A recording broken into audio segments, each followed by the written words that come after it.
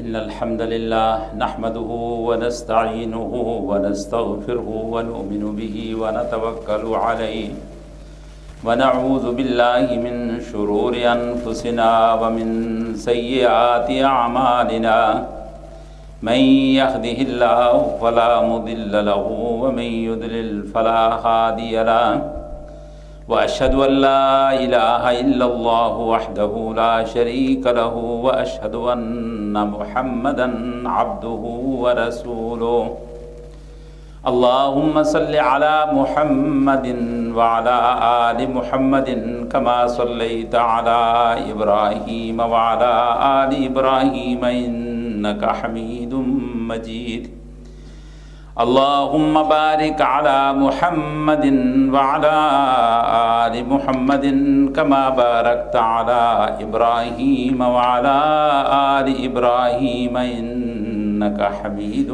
مجيد أعوذ بالله السميع العليم من الشيطان الرجيم بسم الله الرحمن الرحيم هو الذي أرسل رسوله بالهدى ودين الحق ليظهره على الدين كله وكفى بالله شهيدا محمد رسول الله والذين معه أشداء على الكفار رحماء بينهم تراهم ركعا سجدا يبتغون فضلا من الله ورضوانا سيماهم في وجوههم من أثر السجود ذلك مثلهم في التوراة ومثلهم في الإنجيل كزرع أخرج شطأه فآزره فاستغلظ فاستوى على سوقه يعجب الزراع ليغيظ بهم الكفار وعد الله الذين آمنوا وعملوا الصالحات منهم مغفرة وأجرا عظيما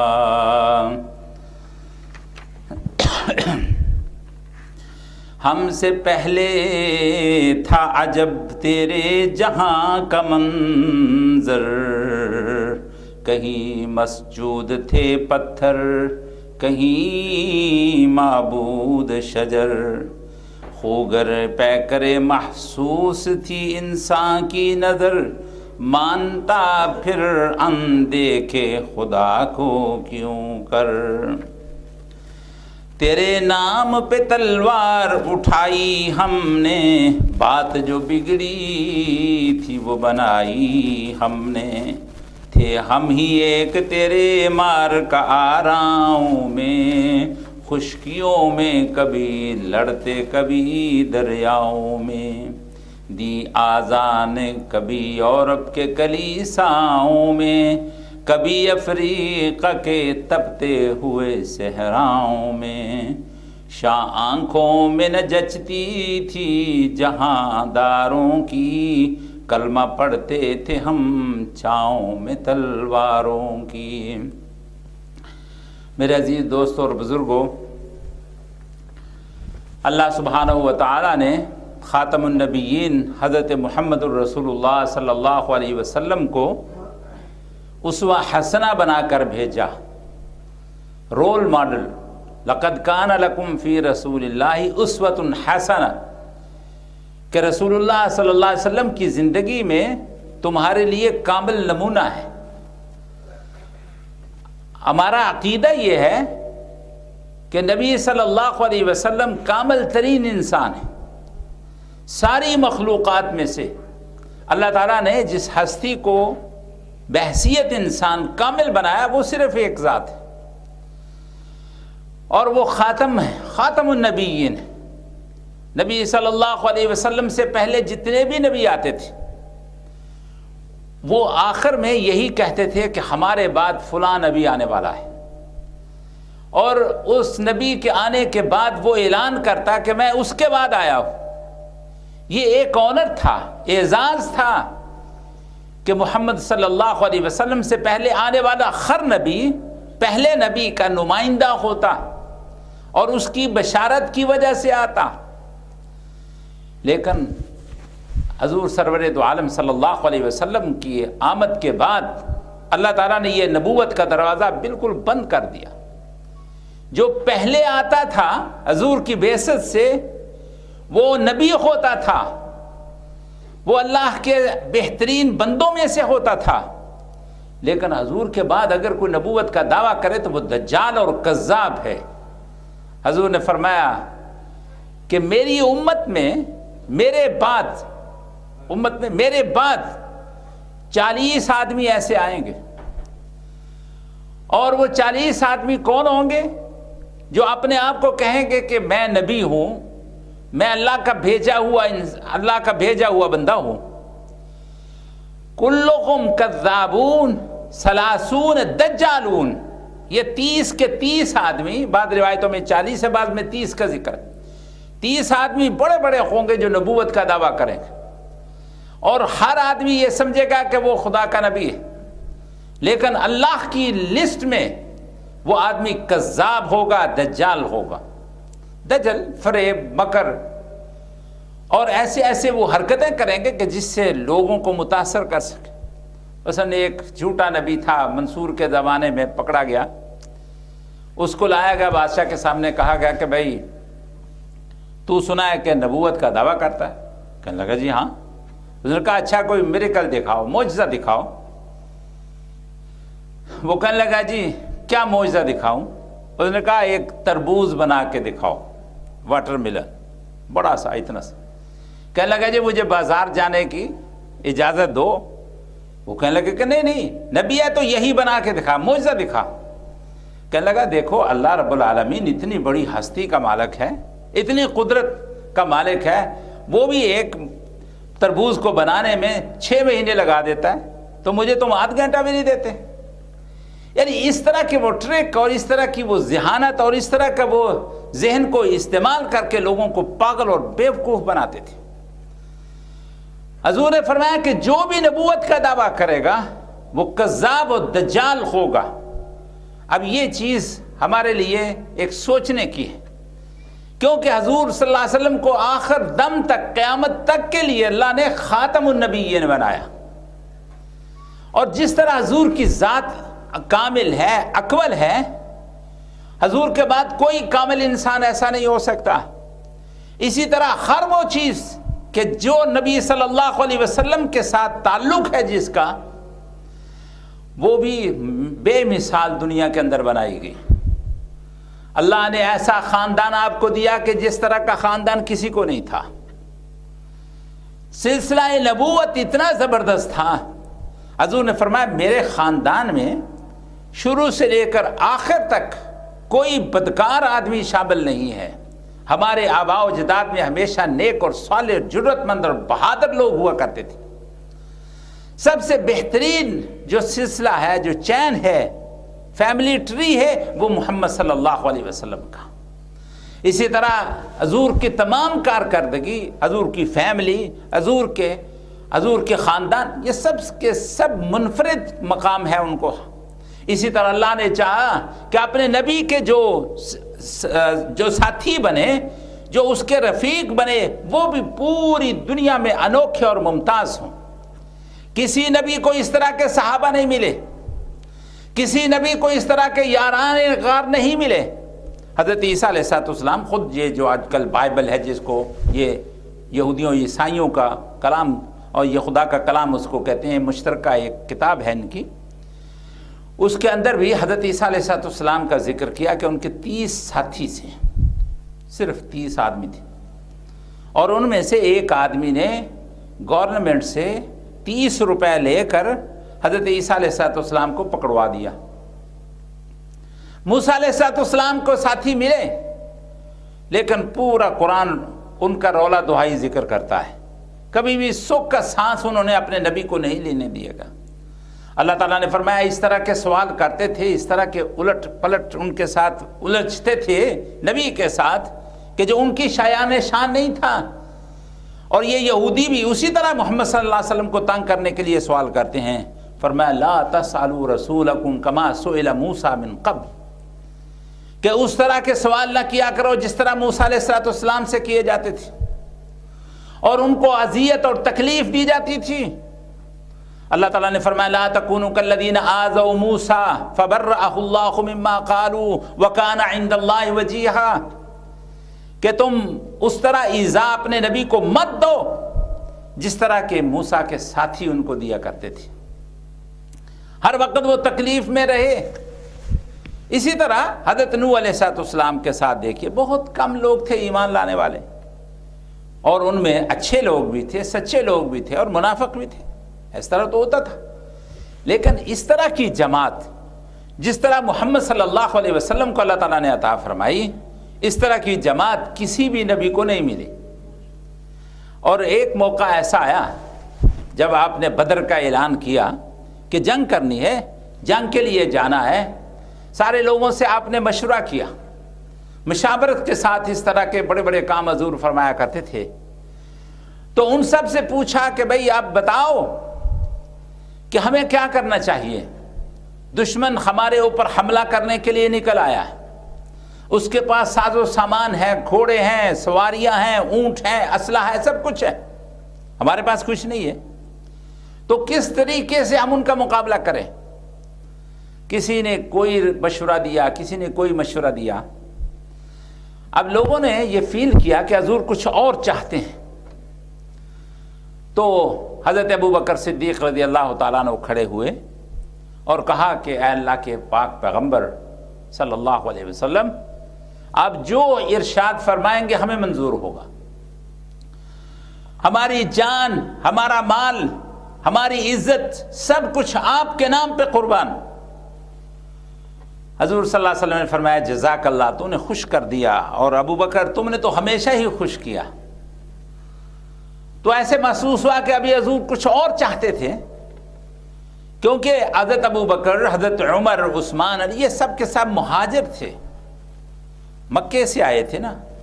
لیکن جو لوگ اصل میں گھر والے تھے، مدینے والے تھے، حضور چاہتے تھے کہ وہ بھی کچھ ہمیں بتائیں، وہ بھی کچھ اپنے اظہار کریں، اپنے جان نثاری کا وہ بھی کوئی ثبوت دیں.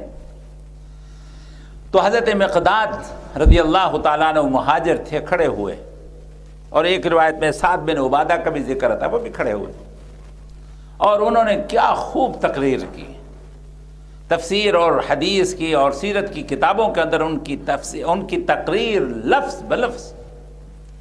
انہوں نے کہا اللہ کے پاک پیغمبر، آپ سے پہلے موسیٰ علیہ السلام کے ساتھ بھی ایسے ہوا، انہوں نے بھی اپنے ساتھیوں کے ساتھ مشورہ کیا تھا اور ان سے رائے چاہی تھی کہ ہم ان کے ساتھ لڑیں یا نہیں لڑیں.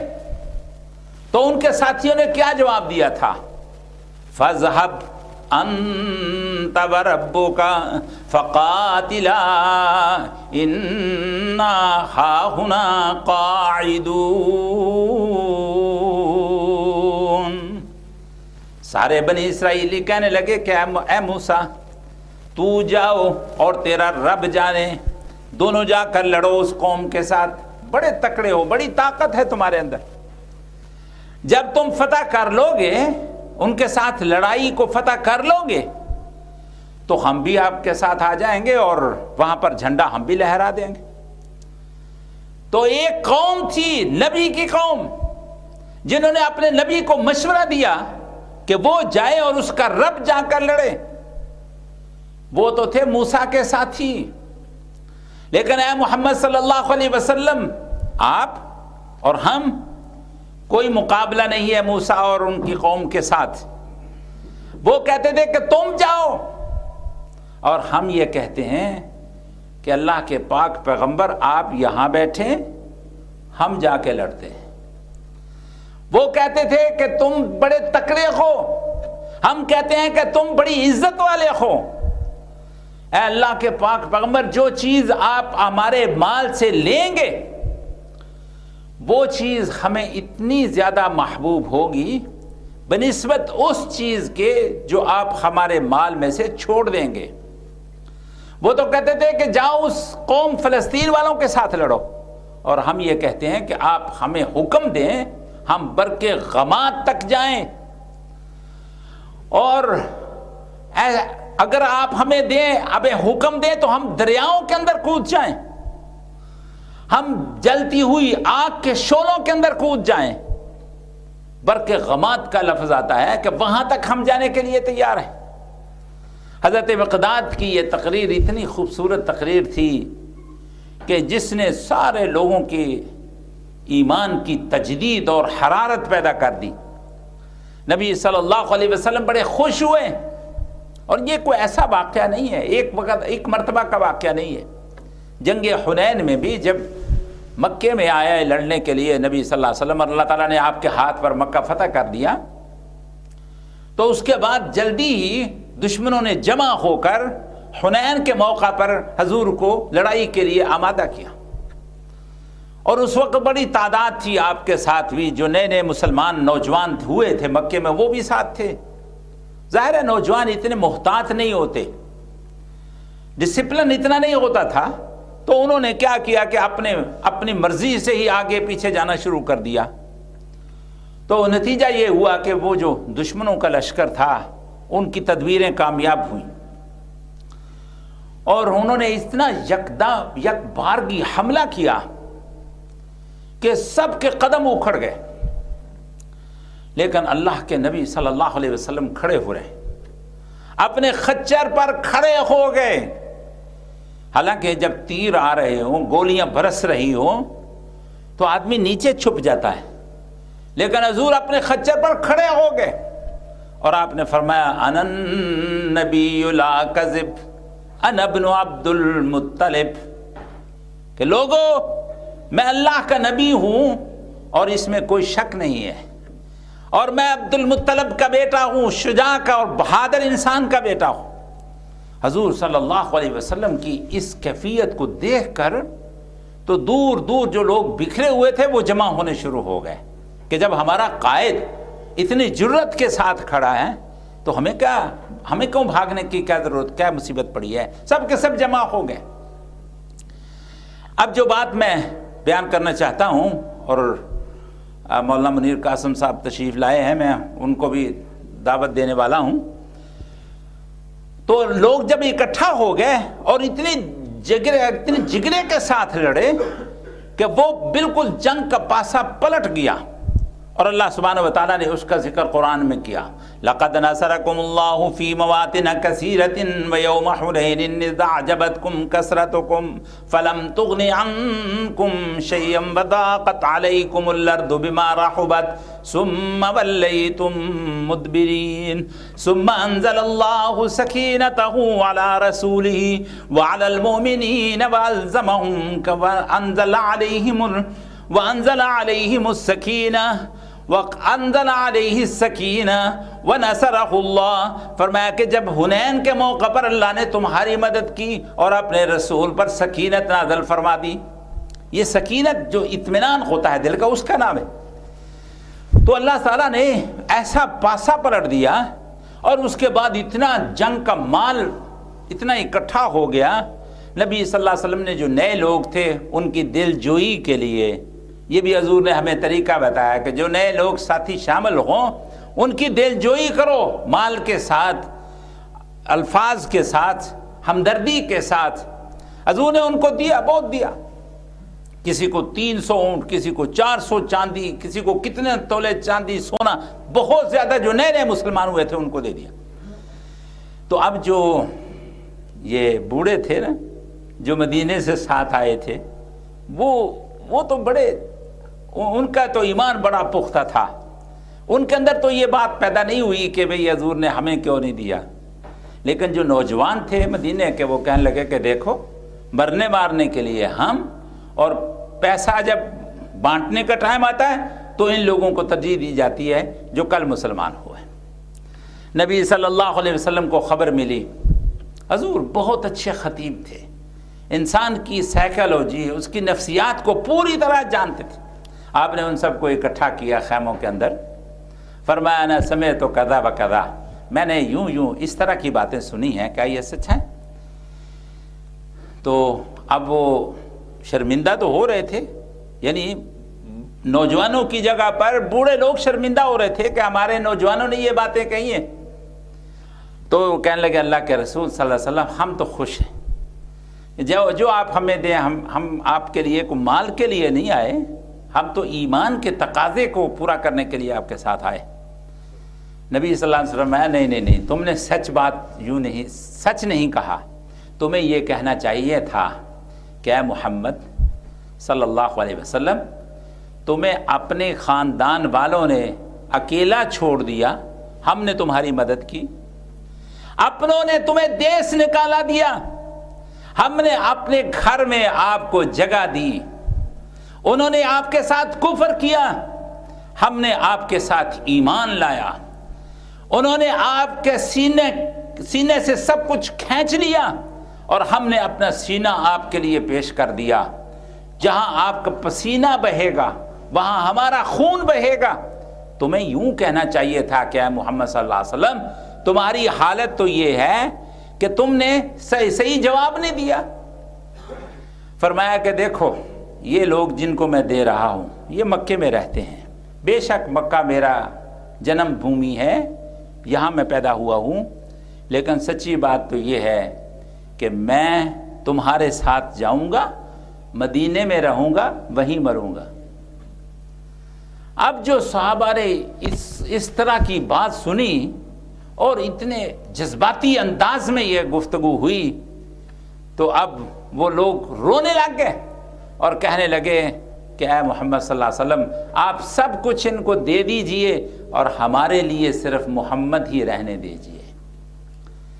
اس طرح کے جان نثار لوگ اللہ سبحانہ و تعالیٰ نے حضور صلی اللہ علیہ وسلم کو دیے.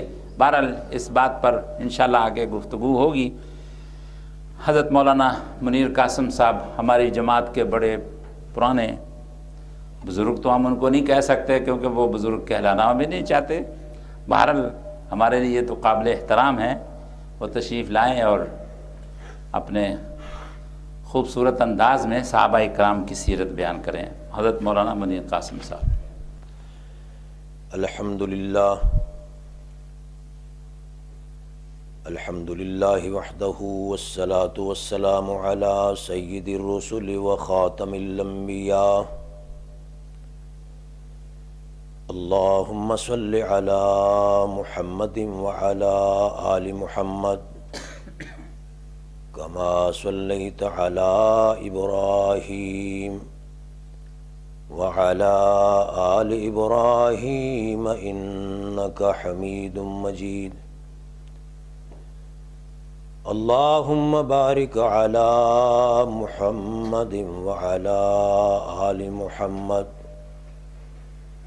کما بارکت علی ابراہیم وعلی آل ابراہیم انک حمید مجید. اما بعد فاعوذ باللہ من الشیطان الرجیم. بسم اللہ الرحمن الرحیم. محمد رسول اللہ والذین معه اشداء علی الکفار رحماء بینہم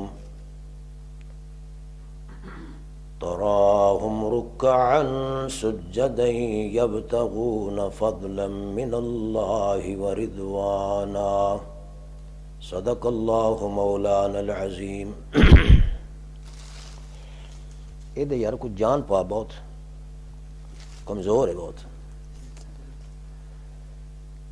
دین یہ وہ شجر نہیں کہ جس نے پانی سے غذا پائی. دین یہ وہ شجر نہیں کہ جس نے پانی سے غذا پائی. صحابہ نے دیا خون تو اس نے پرورش پائی. محدث جب بنے والی تو اس میں بہار آئی، اور ہم جب ہوئے ناخلف تو اس کی شکل مرجھائی.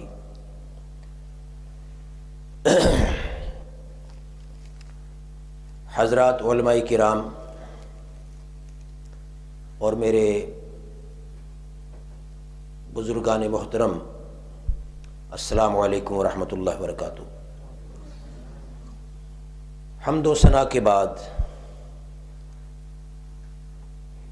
آج کے جلسہ کے عنوان کے انتخاب پر میں دین توحید کے مخلص رفیق حضرت مولانا پروفیسر حافظ عبدالعالی درانی صاحب کو مبارکباد پیش کرتا ہوں۔ اس کی وجہ یہ ہے کہ آج کل مجالس، کانفرنسز، جلسوں کے مضامین مختلف قسم کے وہ منتخب کیے جاتے ہیں، لیکن آج والا جو موضوع ہے اس کو بہت کم موضوع سخن بنایا جاتا ہے، جبکہ یہ دین کی بنیاد ہے۔ تو اللہ تعالی حافظ صاحب کو اس کا اجر عظیم عطا فرمائے، اور ہمیں اللہ توفیق عطا فرمائے کہ ہم اس مسئلہ پہ غور کریں، سمجھیں۔ عنوان ہے عظمت صحابہ کرام۔ وقت بہت مختصر ہے، نہ تو اس عنوان کو تھوڑے ٹائم میں بیان کیا جا سکتا ہے،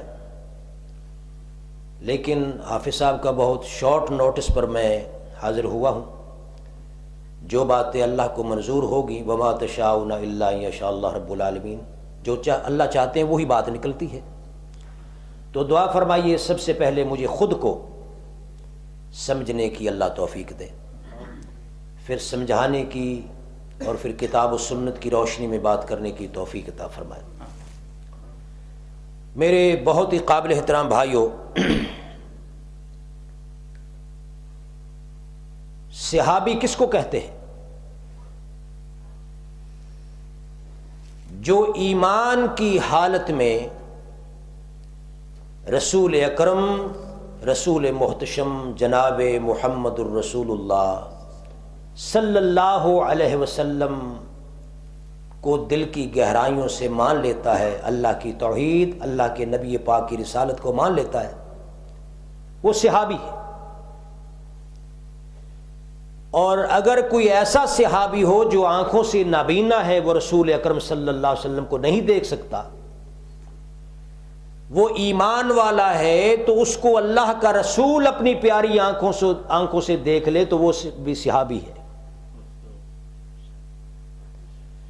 صحابہ کا عنوان اتنا عظیم عنوان ہے جسے اللہ کے قرآن نے بڑا ہی کھول کھول کے بیان کیا، اور جب ہم حدیث پاک کا مطالعہ کرتے ہیں تو رسول اکرم جناب محمد الرسول اللہ، ہاں کہو نا صلی اللہ علیہ وسلم، درود پڑھا کرو حضور کا نام سن کے۔ حضور اکرم صلی اللہ علیہ وسلم نے اپنی پیاری زبان پاک سے صحابہ کرام کی عظمت خود بیان فرمائی۔ میرے قابل احترام بھائیوں، حضور اکرم صلی اللہ علیہ وسلم کا یہ ارشاد سنیے، دل و نگاہ میں جگہ دیجئے۔ ایک جگہ پہ حضور فرماتے ہیں، اللہ اللہ فی اصحابی، اے لوگو میری جماعت صحابہ کرام کی بارہ میں اللہ سے ڈر جاؤ، اللہ سے ڈر جاؤ۔ لا تتخذوہم غرضا من بعدی، میرے بعد میری جماعت، میرے صحابہ کرام کو نشانہ نہ بنانا۔ فمن احبہم فبحبی احبہم، ان سے وہی محبت کرے گا، میری محبت کی بنا پہ آپ صحابہ سے محبت کریں گے۔ ومن ابغضہم فببغضی ابغضہم، جو میرے سے بغض رکھے گا وہ میری جماعت صحابہ کرام سے بھی بغض رکھے گا۔ ایک مقام پہ سید ولد آدم جناب محمد الرسول اللہ صلی اللہ علیہ وسلم نے فرمایا کہ اے لوگو لا تسبوا اصحابی، میرے صحابہ کو گالی نہ دینا، برا نہ کہنا، ان کو میلی نگاہ سے نہ دیکھنا۔ کیوں؟ لو ان احدکم انفق مثل احد ذهبا ما بلغ مد احدهم ولا نصیفا. حضور اکرم صلی اللہ علیہ وسلم نے فرمایا کہ میرے پیاروں کو برا نہ کہنا. میرے صحابہ میں سے اگر کوئی ایک صحابی وہ ایک مد جنوں آپ مٹھ کہنے ہیں جو اللہ کی راستے میں خرچ کرے جو، اور تم احد پہاڑ جتنا سونا خرچ کر لو اللہ کی راہ میں، احد پہاڑ کے برابر خرچ کیا ہوا سونا میرے صحابی کی اس مد کے آدھا حصہ بھی نہیں پہنچ سکتا. تو میرے بہت پیارے بھائیوں، آپ نے غور فرمایا کہ حضور اکرم صلی اللہ علیہ وسلم اپنی پیاری زبان سے اپنی اس پیاری جماعت کی شان بیان فرما رہے ہیں، اور کہیں اللہ سبحانہ و تعالی اپنے پیارے پیغمبر کے صحابہ کو ان الفاظ میں مخاطب فرما رہے ہیں. اللہ فرماتے ہیں کنتم خیر امت. توجہ فرمائیے، آپ سے پوچھ پوچھ کے چلتا ہوں، یہ قرآن کب نازل ہوا؟ حضور اکرم پہ نازل ہوا نا، اور اس وقت صحابہ کرام موجود تھے. تو سب سے پہلے اللہ کن کو مخاطب کر رہا ہے؟ اللہ فرماتے ہیں کنتم خیر امت. تم تو بھلی امت ہو، تم تو بہترین امت ہو. بلا جس امت کو اللہ کا قرآن، اللہ اپنی کلام پاک میں یہ فرمائے کہ کنتم خیر امت، تم تو بہت اچھی امت ہو، اسے کوئی کور باطن برا بھی کہے تو وہ کم ہو سکتی ہے ان کی شان. اللہ فرماتے کنتم خیر امت، تم بہت بھلی امت ہو. اور تم اپنے لیے نہیں بلکہ اخرجت للناس، تمہارا تو معرض وجود میں آنا ہی اس لیے ہے کہ تم لوگوں کو گائیڈ کرنے کے لیے دنیا میں بھیجے گئے ہو. اس آیت کریمہ کے سب سے پہلے مخاطب حضور اکرم صلی اللہ علیہ وسلم کے صحابہ کرام. تو میرے قابل احترام بھائیوں، قرآن پاک اگر آپ مطالعہ فرمائیں، اللہ فرماتے ہیں اللہ یخلق، اللہ نے یہ ساری کائنات کو پیدا کیا. پیدا فرمانے کے بعد وہ یختار، پھر اس میں سے کچھ چن لیتے ہیں. تو جتنی اللہ کی مخلوقات کی انواع و اقسام ہیں، پیدا فرمانے کے بعد ہر چیز سے میرے اللہ نے کسی نہ کسی چیز کو منتخب کیا ہے، چن لیا ہے. جیسے دنیا میں جتنے عبادت خانے ہیں، اللہ نے بیت اللہ شریف کو چنا ہے کہ نہیں؟ یہ علیحدہ بات ہے کہ آج میں انہیں اور کچھ نہیں کہتا، بے ایمان نہیں کہتا، سادہ کہوں گا کہ ان کے ہاں بیت اللہ کی کوئی قدر و منزلت نہیں، اس لیے وہ اپنی سادگی کی بنا پہ اپنی کتابوں میں لکھ دیتے ہیں کہ سارے جہاں کے اقطاب کرتے ہیں کعبے کا طواف.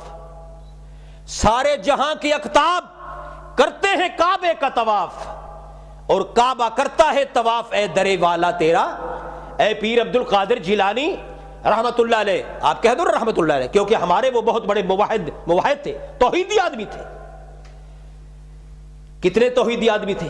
مثلا انہوں نے ایک جگہ پہ فرمایا پیر عبد القادر جیلانی رحمت اللہ علیہ نے کہ من اعتقد ان النبی صلی اللہ علیہ وسلم یعلم الغیب فہو کافر. کتنے موحد کہ اللہ کے سوا کسی اور کو عالم الغیب کہنے والا وہ کافر ہو جاتا ہے. میں نہیں کہہ رہا، پیر جیلانی فرما رہے ہیں. تو سادے بھائی کتابوں میں لکھ دیتے ہیں کہ سارے جہاں کے اقطاب کرتے ہیں کعبے کا طواف. یہ دنیا دی جتنے پیر ہے نا، ایک کعبہ شریف دا طواف کر دے تے کعبہ اے خود طواف کردہ اے پیر جیلانی تیرا. اب یہ کتابیں چھپی ہوئی ہیں، تو میں کوئی تبصرہ نہیں کرتا، میں کہتا ہوں اللہ توفیق عطا فرمائے. اللہ کی جتنے معبد خانے دنیا میں آئے تو سب سے اللہ نے چن لیا خانہ کعبہ کو، بیت اللہ کو چن لیا اللہ نے. اور جتنی دنیا میں اللہ نے مسجدیں بنائیں، مسجدوں میں سے چن لیا جناب محمد الرسول اللہ صلی اللہ علیہ وسلم کی مسجد کو، مسجد نبوی کو. اور دنیا میں جتنے چشمے آئے اللہ نے زمزم کو چن لیا.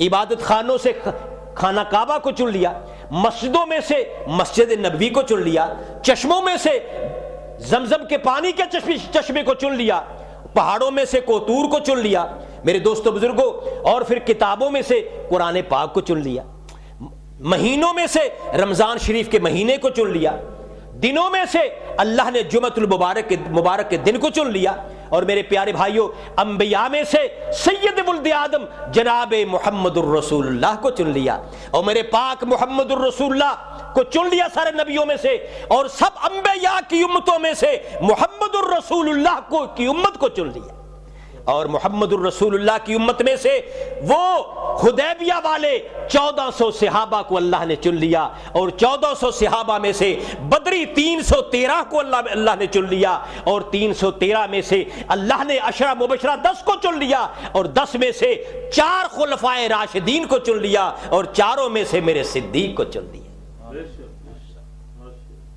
صدیق حافظ صاحب سورج کی نظر، سورج کی کرن دونوں پہ پڑھی، ابو جہل پہ بھی صدیق پہ بھی، سورج کی کرن دونوں پہ پڑھی، ابو جہل پہ بھی صدیق پہ بھی۔ خدا رے قسمت تو دیکھو، ایک پتھر ہے ایک ہیرا ہے۔ دین یہ وہ شجر نہیں کہ جس نے پانی سے غذا پائی، صحابہ نے دیا خون تو اس نے پرورش پائی، محدث جب بنے والی تو اس میں بہار آئی، ہم جب ہوئے ناخلف تو اس کی شکل مرجائی۔ وعلیکم السلام ورحمۃ اللہ۔ میرے قابل احترام بھائیوں، یاد رکھو ایک جگہ پہ خدا تعالی نے فرمایا کہ من کان عدو لجبریل، اے میرے پاک محمد الرسول اللہ، جو جبریل کا دشمن ہے، اے نبی وہ تو تیرا دشمن، وہ تو تیرا دشمن ہے۔ تو بات مختصر کرتا ہوں، کچھ اصول کی بات کرتا ہوں۔ یاد رکھو اگر اللہ اور جبریل کے درمیان سے، محمد اور اللہ کے درمیان سے جبریل امین کو نکالو تو دین پھر بھی نہیں پہنچے گا، اور اگر نبی اور امت کے درمیان میں سے صحابہ کرام کو نکالو تو اللہ کی قسم دین پھر بھی تمہارے پاس نہیں پہنچ سکے گا۔ اچھا، جس حدیث کا پہلا راوی صحابی رسول نہیں، یہ علماء تشریف فرما ہے، جس حدیث کا پہلا راوی صحابی رسول نہیں، آپ اس حدیث کو ماننے کے لیے تیار ہیں؟ علمی زبان میں اسے مرسل کہا جاتا ہے، ہم اس کو ماننے پر سوچ میں پڑ جاتے ہیں، صحابی کا واسطہ ہی نہیں، ہم کیسے مانیں یہ رسول اللہ نے فرمایا؟ تو میرے قابل احترام بھائیوں، یہ عنوان کے لیے بڑا لمبا ٹائم چاہیے، لیکن میں اشارہ کر کے آگے چلتا ہوں۔ مثلا حضرت آپ صاحب نے مجھے کچھ حکم فرمایا، صحابہ کرام کے بارے میں اللہ نے کیا فرمایا؟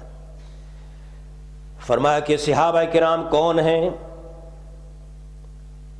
قرآن پاک کہتا ہے کہ ان الذین یغضون اصواتهم عند رسول اللہ،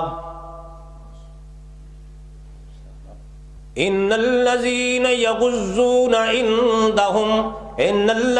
یغضون اصواتهم عند رسول اللہ اولئک الذین امتحن اللہ قلوبهم للتقوی لہم مغفرۃ واجر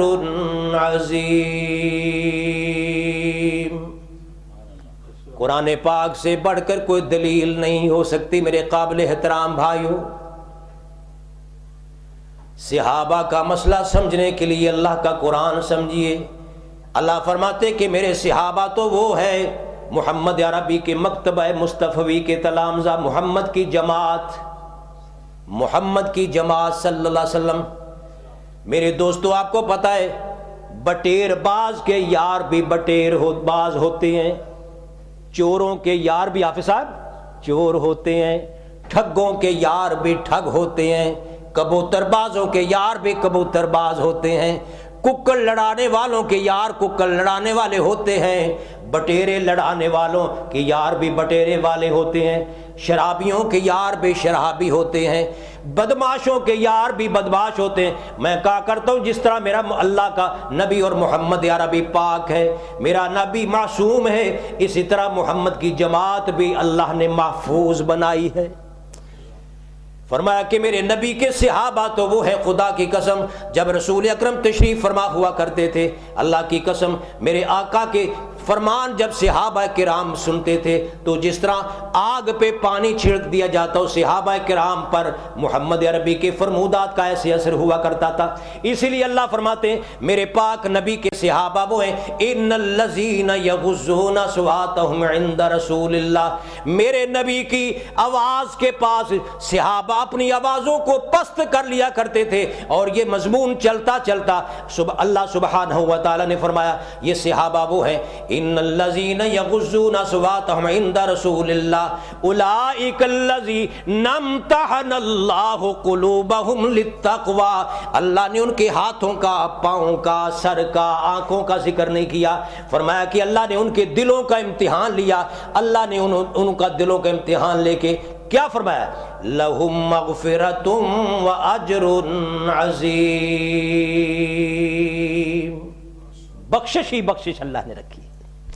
ایک مقام پہ اللہ سبحانہ و تعالیٰ فرماتے محمد الرسول اللہ، او لوگو محمد اللہ کے سچے رسول ہیں، والذین معہ اشداء علی الکفار رحماء بینہم، محمد اللہ کے سچے رسول ہیں، اور وہ جو محمد کے ساتھ ساتھ تھے، بھلا کون تھے محمد کے ساتھ ساتھ؟ بولو تو صحیح، بدر میں کون تھے؟ حافظ صاحب نے صحیح جواب دیا، بدر میں کون تھے، احد میں کون تھے، خندق میں کون تھے، احزاب میں کون تھے، تبوک میں کون تھے؟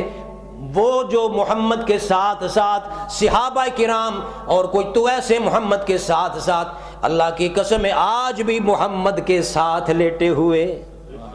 کسی نے حضرت زین العابدین بیمار کربلا سے پوچھا کہ صدیق و فاروق کا کیا مقام ہے؟ فرمایا جا کے روضہ رسول کا جندرا کھول، جا کے دروازہ دیکھ، اندر جا کے صدیق و فاروق کا مقام دیکھ لے۔ اچھا علماء کرام تشریف فرمائے، ان سے پوچھ لے حضور نے کیا فرمایا؟ ما بین بیتی و منبری روضۃ من ریاض الجنہ، میرے گھر سے لے کر میرے منبر کے درمیان کیا ہے؟ یہ جنت کا ٹکڑا ہے، یہ جنت کا۔ اور حافظ صاحب میں ایک دن مطالعہ کر رہا تھا، شیعہ بھی یہی مانتے ہیں، شیعہ بھی کہتے ہیں جنت کا ٹکڑا۔ اچھا پھر قرآن پاک کی دوسری آیت سن لیجئے، کافر منافق کا مقام کہاں ہے؟ فرمایا مأواہ جہنم، کافر و منافق کا مقام مأواہ جہنم وساءت مصیرا، کافر اور منافق کا جو مقام ہے وہ جہنم ہے اور بہت برا ٹھکانہ ہے۔ کافر منافق جہنم میں، اور نبی کا گھر روزے، یہ روزے سے لے کر یہ منبر تک جو جگہ ہے یہ کیا ہے؟ جنت کا ٹکڑا۔ تو صدیق و فاروق کام لیٹے ہوئے، وہ تو اب بھی جنت کے ٹکڑے میں لیٹے ہوئے، وہ تو اب بھی جنت میں لیٹے ہوئے ہیں۔ یا نبی کے روزے کو جنت کا ٹکڑا کہنا چھوڑ، یا پھر انہیں جنتی مان۔ کیوں جی؟ یا نبی کے روزے کو جنت کا ٹکڑا کہنا چھوڑ، یا پھر انہیں جنتی مان۔ دونوں میں سے ایک بات تو ماننا۔ کافر منافق کا ٹھکانہ قرآن کہتا جہنم ہے، یہ تو جنت میں ہے۔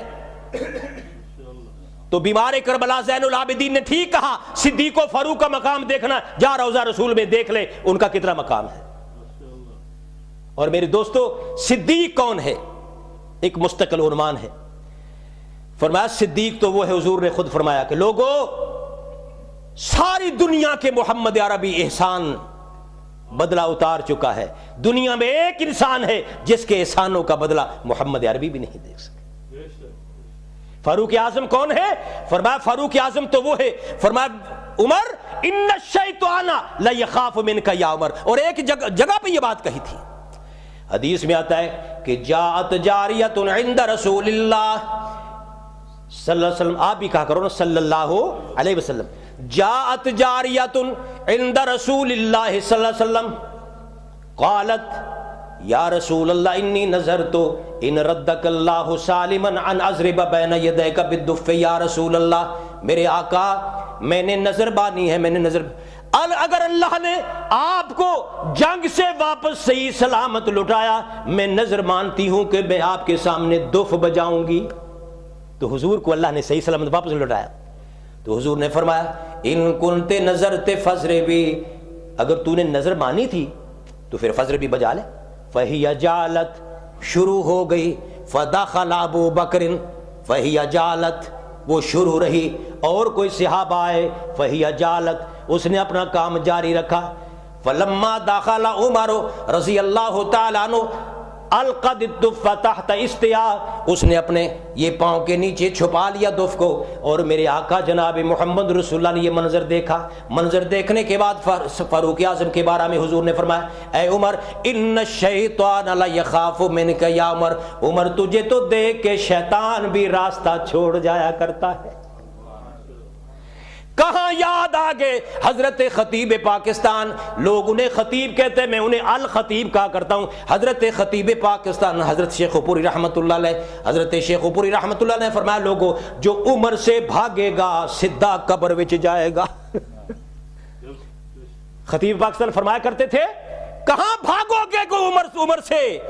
جب بچے کو لے کے تو سکول جاتا ہے، اگو ماسٹر پوچھتا ہے تیرے بچے دی کتنی عمر ہے، اگے پھر عمر اگے میرے آگے اے بچیاں دی عمر، بڑھڑیاں دی عمر، بچیاں دی عمر، ماں دی عمر، پیو دی عمر، بھانجیاں دی عمر، بھتیجیاں دی عمر، چھوٹیاں دی عمر، وڈیاں دی عمر، اور جتھے عمر نہیں ہوتے موت ہے، جتھے موت نہیں ہوتے عمر ہے۔ تو اللہ کی قسم رسول اکرم نے فرمایا کہ ان الشیطان لیخاف منک یا عمر، اے عمر تجھے تو دیکھ کے شیطان بھاگ جاتا ہے۔ میں ابھی 1 مہینہ پہلے ایک کتاب کا مطالعہ کر رہا تھا، العیاذ باللہ، میرے گھر میں بریڈ فورڈ موجود ہے کتاب، اگر کوئی دیکھنا چاہے تو چونکہ ریکارڈ ہو رہا ہے تو میں ساتھ ہی کہتا ہوں، اگر کوئی دیکھنا چاہے تو کتاب میرے گھر بریڈ فورڈ موجود ہے، العیاذ باللہ۔ اس میں کتنی بری لغو بات ہے حافظ صاحب، اس میں یہ بکواس ہے کہ اللہ نے شیطان سے پوچھا کہ اے شیطان تجھے میں نے بنایا، مجھے یہ بتا تیرے سے بڑے بھی کوئی شیطان ہے؟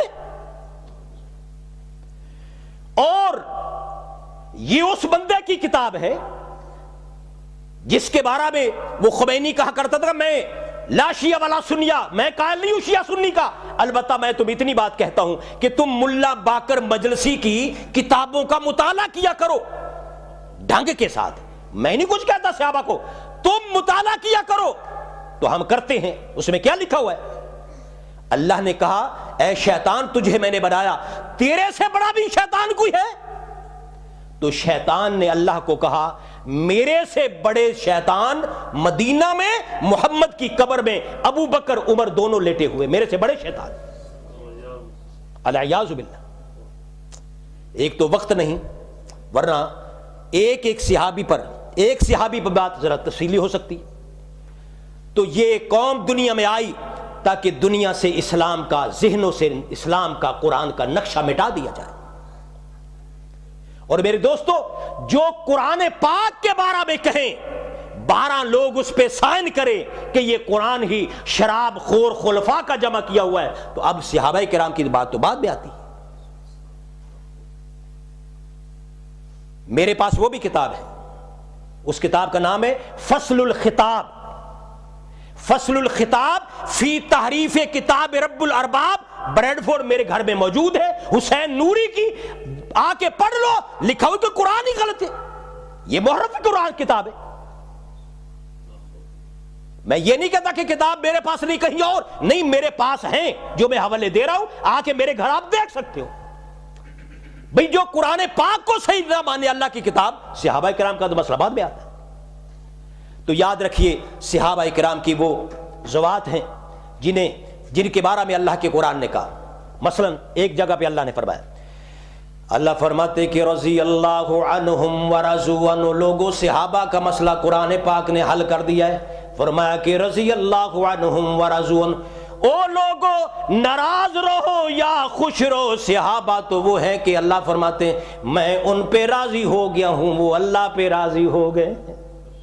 ملنگ ناراض رہے۔ میں مطالعہ کر رہا تھا، حضرت امام الہند حضرت ابوالکلام آزاد رحمۃ اللہ علیہ وہ فرما رہے تھے کہ یہ کیا ہوا کہ رضی اللہ عنہم، اللہ تعالیٰ ان پہ راضی ہو گیا صحابہ کرام پر، وہ کیسے راضی ہوئے؟